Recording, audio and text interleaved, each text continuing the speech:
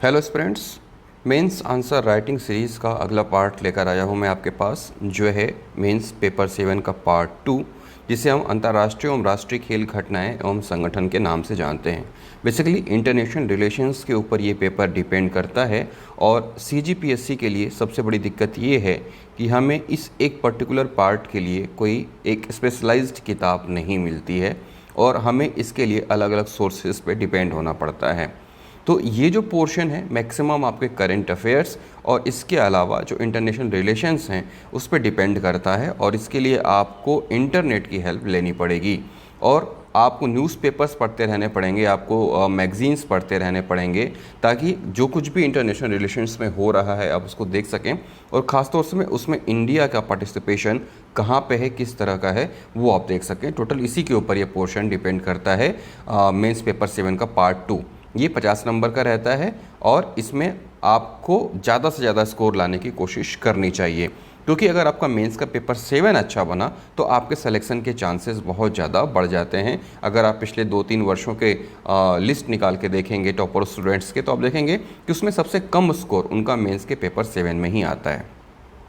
तो चलिए शुरू करते हैं। इससे पहले अगर आप मेरा टेलीग्राम चैनल ज्वाइन नहीं किया तो टेलीग्राम चैनल ज्वाइन कर लें। आप डायरेक्ट एडीए एस्पिरेंट के नाम से सर्च कर सकते हैं या फिर नीचे उसका लिंक दिया हुआ है, आप उस लिंक पे क्लिक करके सीधे टेलीग्राम चैनल ज्वाइन कर सकते हैं। 5400 से ज़्यादा एस्पिरेंट्स हमारे यहाँ जुड़े हुए हैं जो लगातार अपडेट्स होते रहते हैं करंट अफेयर्स और अन्य चीज़ों पर और डिस्कस करते हैं। शुरू करते हैं ये वाला पोर्शन।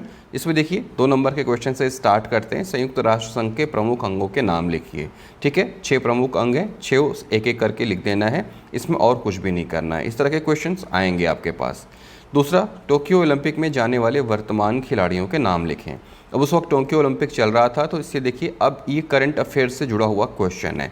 अगर आप करंट अफेयर अच्छे से तैयार करते हैं तो आपका ये वाला पोर्शन भी ईजिली तैयार हो जाएगा।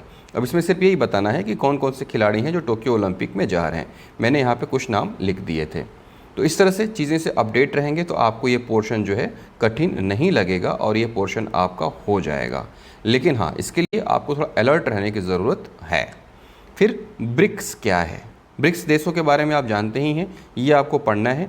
इसके बारे में बहुत सारी किताबों में दिया हुआ है क्योंकि एक कॉमन सी चीज़ है। ब्रिक्स 5 अलग अलग देशों का एक अंतर्राष्ट्रीय समूह है। ब्रिक्स की स्थापना साल 2009 में हुई थी और संघाई में इसकी पहले बैठक हुई थी।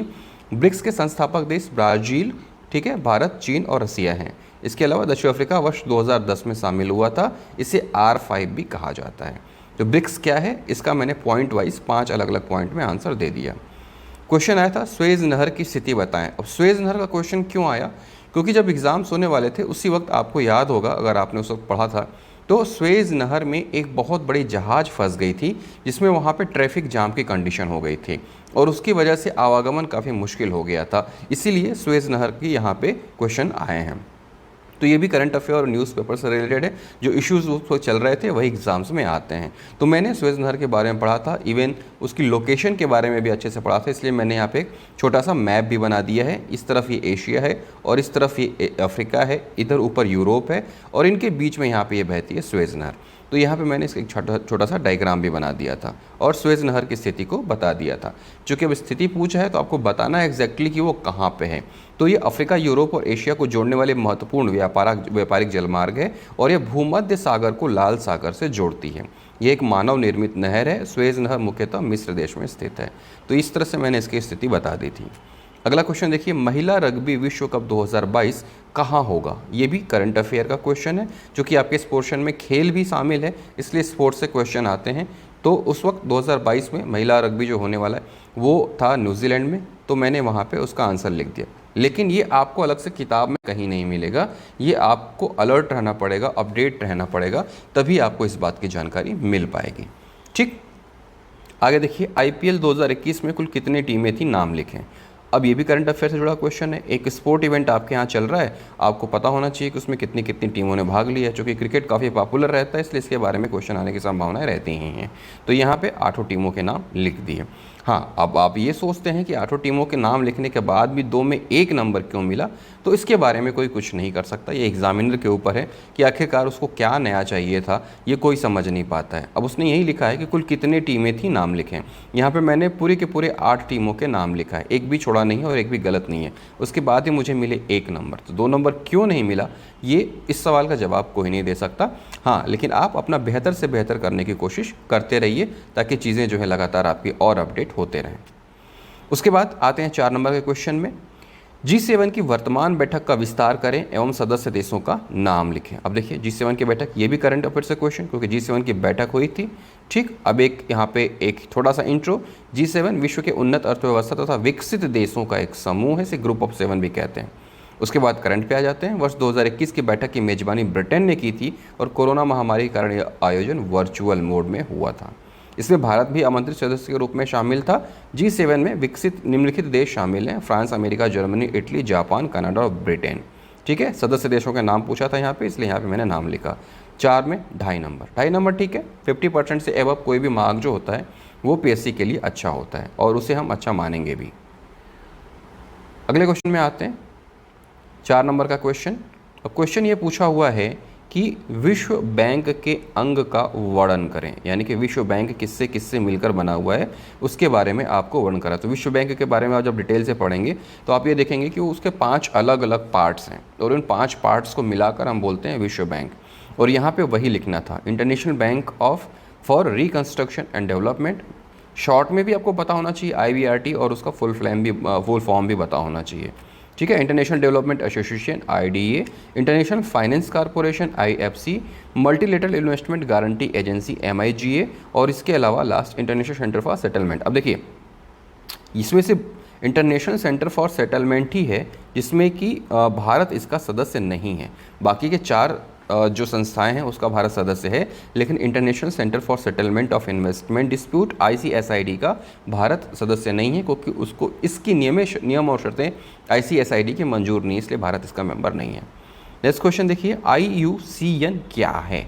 International union for conservation of nature.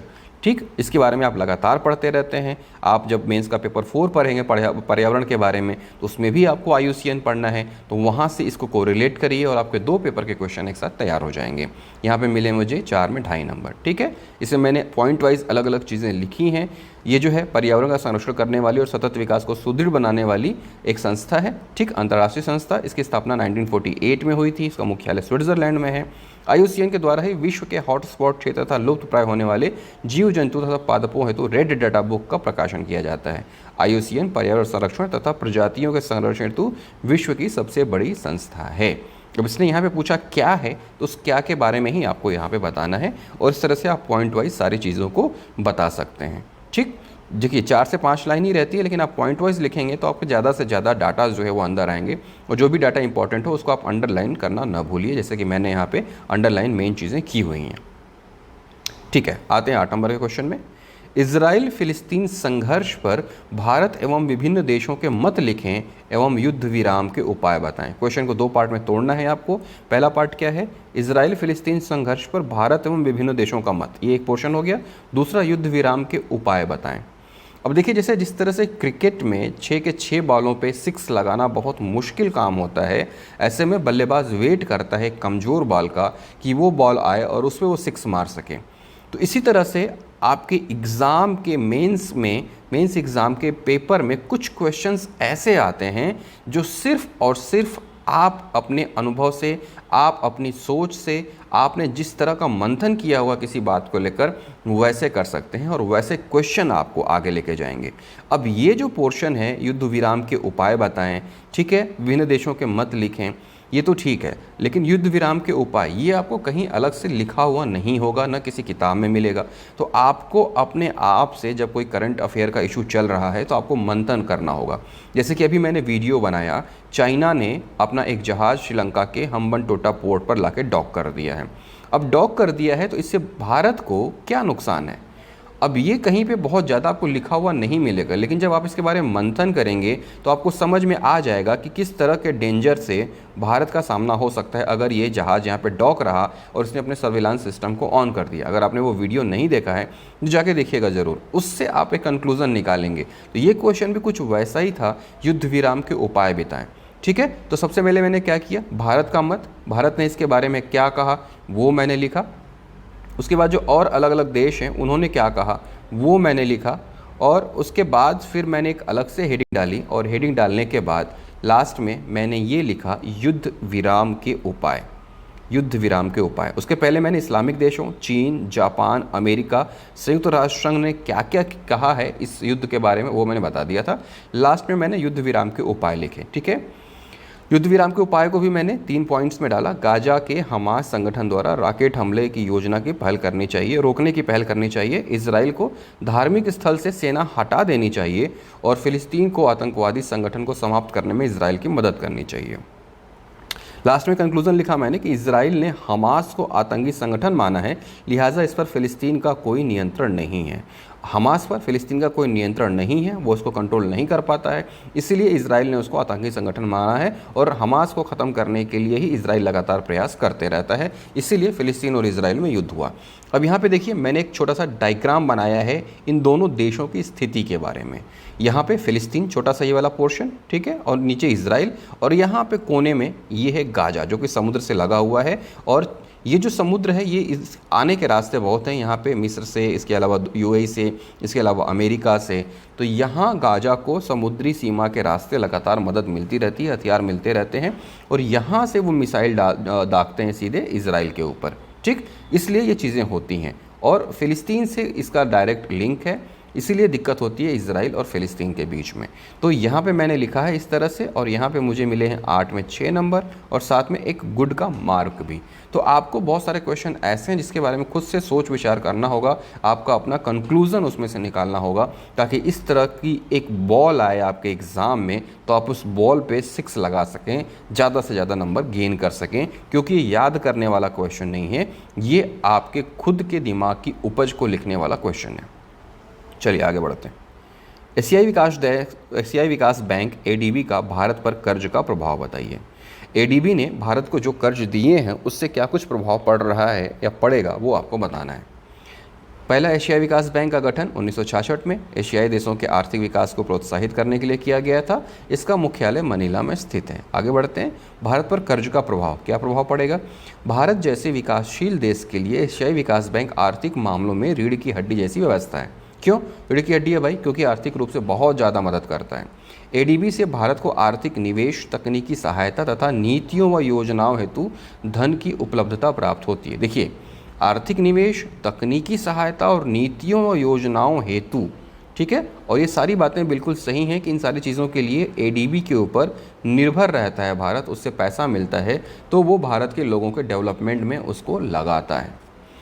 अन्य संस्थानों की अपेक्षा एडीबी से भारत को सस्ते दर पर कर्ज मिलता है। इस कर्ज से भारत सिंचाई, स्वास्थ्य और अधोसंरचना पर कार्य करता है। एडीबी से मिले कर्ज से भारत के वित्त क्षेत्र का विकास हुआ है। इसी कर्ज से भारत को संस्थागत खर्च करने की आज़ादी मिली है। अब संस्थागत खर्च क्या होता है, जब आप इकोनॉमिक्स को अच्छे से पढ़ेंगे तो आप समझ जाएंगे, जिससे निकट भविष्य में भारत मजबूती से खड़ा हो सकेगा। निष्कर्ष 8 नंबर में, जैसे मैं लगातार आपको कहता रहता हूं कि आप 1 या 2 लाइन का निष्कर्ष जरूर लिखें।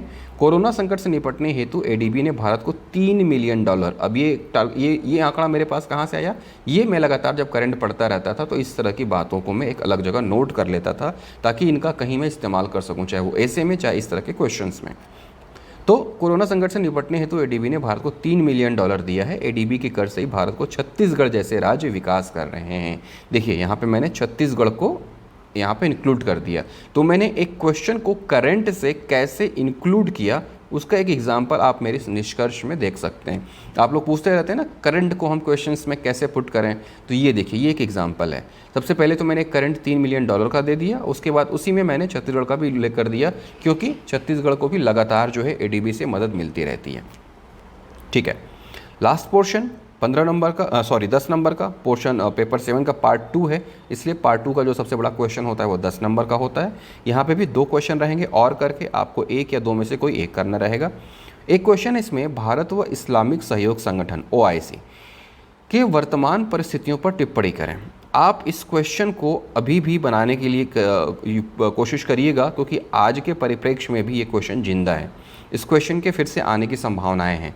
तो भारत व इस्लामिक सहयोग संगठन के वर्तमान परिस्थितियों पर टिप्पणी करें, क्योंकि हाल ही में नुपुर शर्मा के बयान के बाद बहुत सारी चीज़ें जो हैं बिगड़ी हैं, देश में थोड़ी दिक्कत पैदा हुई है, सुप्रीम कोर्ट को कुछ टिप्पणियाँ करनी पड़ी हैं। तो उस कंडीशन में इस्लामिक सहयोग संगठन और भारत के रिश्ते कैसे हैं, वो आपको एक उस पर ऐसे लिखना चाहिए, या एक आंसर 8 से 10 नंबर का आपको तैयार करना चाहिए। नेक्स्ट क्वेश्चन, विश्व स्वास्थ्य संगठन के कोरोना 19 रोकथाम के उपाय एवं भारत में उसकी भूमिका का वर्णन करें। देखिए, 2 पार्ट में काटना है आपको इसको। विश्व स्वास्थ्य संगठन के कोरोना के रोकथाम के उपाय, ये आपका पहला पोर्शन हो गया। दूसरा पोर्शन, भारत में उसकी भूमिका का वर्णन करें। आप क्वेश्चन को ध्यान से पढ़ेंगे और इसी तरह से अपने क्वेश्चन को तोड़ेंगे और आंसर में उतने ही पोर्शन को वेटेज देंगे जिस तरह से उसने क्वेश्चन को पूछा हुआ है। अगर आपने सिर्फ एक पोर्शन का आंसर लिखा तो आपके मार्क्स कटेंगे, आपने वेटेज बराबर नहीं दिया तो भी आपके मार्क्स कटेंगे। इसलिए क्वेश्चन को तोड़ना बहुत ज़रूरी है, क्वेश्चन को समझना बहुत ज़रूरी है। अब यहाँ पे देखिए, पहला पार्ट विश्व स्वास्थ्य संगठन के बारे में मैंने बता दिया कि एक्चुअल में है क्या, आप भी जानते हैं, ठीक है, जिनेवा में स्थित है, 1948। उसके बाद WHO और कोरोना रोकथाम के बारे में मैंने बताया, समन्वय प्राधिकरण स्थापित किया, इसने सहयोग प्रदान किया, सहायता की, स्वास्थ्य प्रगति के दौरान लगातार उसने चेक करता रहा ताकि वैश्विक स्तर पर इसकी प्रगति की जाँच की जा सके। उसके बाद सेकेंड पोर्शन, WHO की भारत में भूमिका, मैंने बराबर वेटेज दिया है, ठीक है। उसके बाद पॉइंट वाइज यहाँ पे मैंने चीज़ें डाली, 1 2 3 4 5। क्या है भूमिका? WHO की सूचना से भारत में तथा तय समय में लॉकडाउन कर संक्रमण को रोकने में सफल रहा। कोरोना के उन्मूलन में WHO ने सहायता दी, समन्वय स्थापित करके टीकाकरण में तेजी लाने की सलाह दी और इसी के मार्गदर्शन में भारत ने टीकाकरण की शुरुआत की थी, ठीक है। WHO के प्रभाव से ही भारत को वैक्सीन और मेडिकल उपकरण की विदेशों से उपलब्धता सुनिश्चित हुई। बीच में आप याद रखिएगा कि सारे देशों ने एक मोनोपोली बना ली थी कि वो अपने ही देश में रखेंगे और बाकी देशों को महंगे दाम पे बेचेंगे, लेकिन WHO के इंटरफेयर से भारत जैसे देशों को सस्ते दर पर ये उपकरण मिले थे। लास्ट में मैंने निष्कर्ष लिखा, भारत जैसे बड़े आबादी तथा तकनीकी रूप से कमजोर देश के लिए WHO ने भरपूर सहयोग दिया। भारत ने भी निर्देशों का पालन कर कोरोना की रोकथाम की। 10 में 6.5 नंबर प्लस गुड का मार्क। इसके अलावा मैंने यहाँ पे एक छोटा सा फ्लो चार्ट भी बना दिया था कि भारत में WHO ने कैसे काम किया, सूचना, टीकाकरण, सहायता, समन्वय, उन्मूलन, तकनीकी सहायता और मार्गदर्शन। ये मैंने इस तरह से एक छोटा सा फ्लो चार्ट बना दिया। तो आप भी अपने क्वेश्चन को इस तरह से बड़े जो आंसर हैं 8 नंबर के या 10 नंबर के या 15 नंबर के, उसमें एक छोटा सा फ्लो चार्ट बना सकते हैं। 2 या 4 नंबर में बचिएगा बनाने से, क्योंकि उससे आप ज़्यादा से ज़्यादा कंटेंट लिखने की कोशिश करिएगा ताकि आपको ज़्यादा से ज़्यादा मार्क्स मिल सकें। तो पेपर 7 का पार्ट 2 ये यहाँ पे ख़त्म होता है। उम्मीद करता हूँ समझ में आया होगा कि कैसे आपको लिखना है, इसके सोर्सेज क्या होंगे, ये भी मैंने आपको बताया कि आप बुक के भरोसे मत रहिएगा, पेपर और मैगजीन के भरोसे रहिएगा, ताकि करंट में क्या कुछ चल रहा है वो आपको पता रहे। और इसके अलावा साल भर में जो भी इंटरनेशनल रिलेशन से रिलेटेड टॉपिक हैं उसको आप जरूर पढ़िएगा। जैसे कि फिलहाल भारत चाइना का जो संबंध है वो, भारत और श्रीलंका के जो संबंध है वो, श्रीलंका का हम्बनटोटा पोर्ट पे जो युआन 15 आया है वो। मैं अभी हाल ही में मैंने कुछ नेशनल और इंटरनेशनल इश्यूज़ के पे ऊपर वीडियोस बनाने भी शुरू किए हैं और मैंने इसको डाला भी है, ठीक है। जैसे कि प्रधानमंत्री श्री नरेंद्र मोदी ने ये कहा है कि अगले 25 सालों में भारत को हम एक विकसित देश बनाएंगे, इसके बारे में भी मैंने वीडियो अपलोड किया है। तो ये जो ऐसे टॉपिक्स हैं ये आपके एग्जाम में आने की संभावनाएं रहते हैं, चाहे वो पेपर 7 में आए, चाहे वो आपके ऐसे पोर्शन में आए। तो ऐसे टॉपिक्स को लेकर आप अवेयर रहिएगा। मैं तो आपको कोशिश करता ही हूँ कि ज़्यादा से ज़्यादा आपको कंटेंट दिला सकूँ। इसके लिए अगर आप टेलीग्राम चैनल में नहीं जुड़े हैं तो जुड़ जाइए, ताकि ये कंटेंट वहाँ आपको लगातार मिलता रहे, ठीक है। उम्मीद करता हूँ ये पोर्शन आपको समझ में आया होगा। आप कड़ी मेहनत करेंगे और अपने लक्ष्य को पाने में ज़रूर सफल होंगे। जय हिंद।